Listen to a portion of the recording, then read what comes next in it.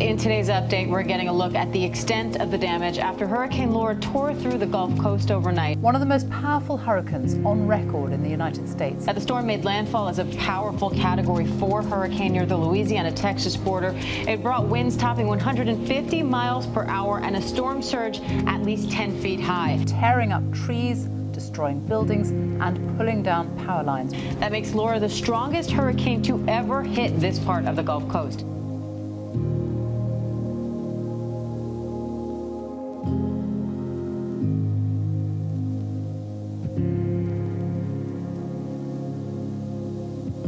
Tonight, Hurricane Delta is making a record-breaking landfall in southwest Louisiana.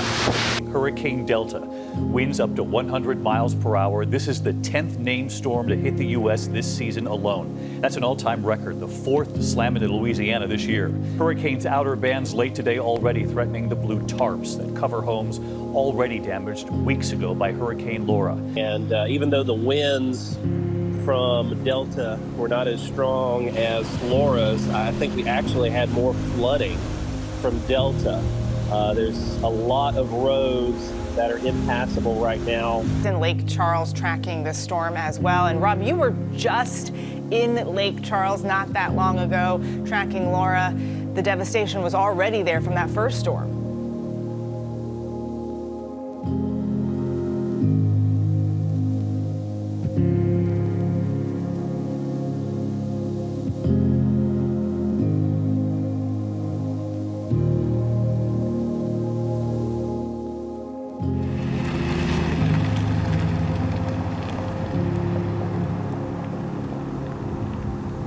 I'm Alicia and I am in Lake Charles, Louisiana. We're in DeRidder, Louisiana, working with Samaritan's Purse doing disaster relief for Hurricane Laura and Delta.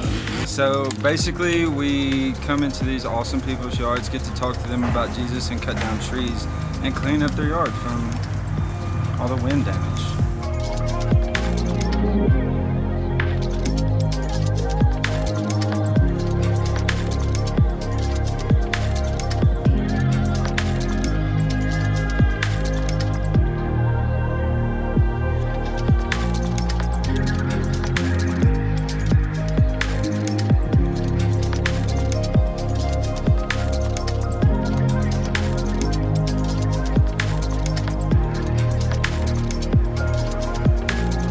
Ministry looks like a lot of different things. Depends on the need of the homeowner. Sometimes we tarp roofs, sometimes we gut out the whole house, sometimes we're pulling up tiles, sometimes we're raking leaves and other trees. Just help out in any way we can.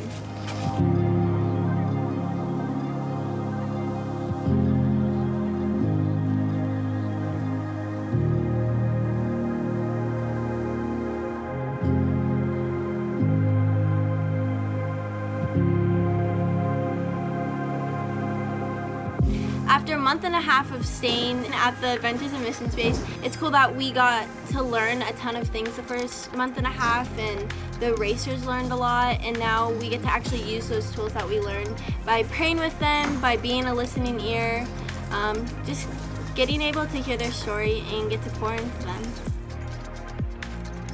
It's really good that we've gotten to be on base for so long and get so much knowledge, and now we get to actually be in the field and put it into practice and see how the Lord moves through manual labor, talking to people, talking to different types of people, and just like loving on people.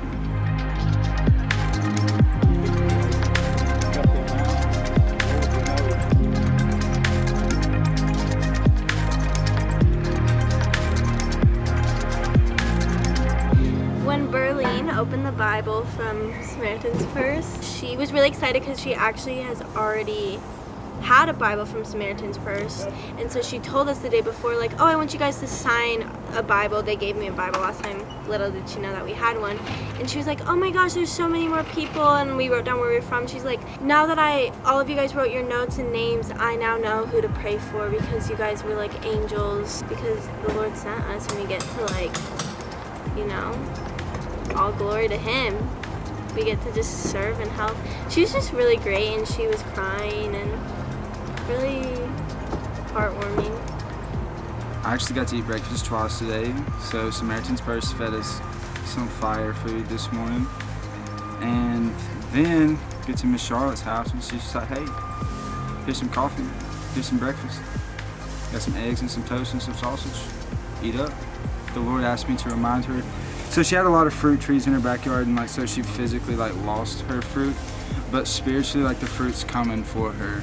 And she's planting so many seeds in so many young people's life now that she gets to empower this generation, and the fruit's coming. It may not be now or quick, but it's coming soon. And if she doesn't get to see the fruit now, she definitely will eventually. And the Lord asked me to remind her that she's seen, she's heard, and He cares for her so well.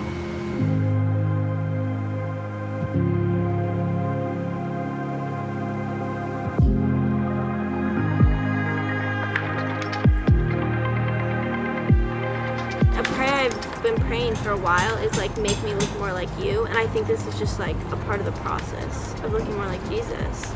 So He's refining me. He's telling me that I'm deeply rooted in performance, and I'm ouch. But it's also really cool because now I get to start the process of being deeply rooted in who I am in Christ, in His love, which is really cool. Gretchen had a cool thing about how the Lord loves to come through and pick up all our limbs and pick up all the trash out of our life. And I got to thinking about it, and I'm actually God gave me the tools to do so why am I not using them to clean out myself, And the Lord wants to partner along with us to clear out the brush or the debris in our life, so why don't we let Him? What's stopping us from letting the Lord come in and clean us out, For Americans that want to help, Mr. Mayor, what do you need right now?